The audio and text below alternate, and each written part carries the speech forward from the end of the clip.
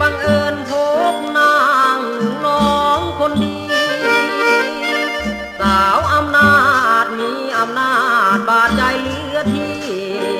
ทั่วอีสานแดนนี้บ่มีภายงามเกินเจ้าใจคอยขนึง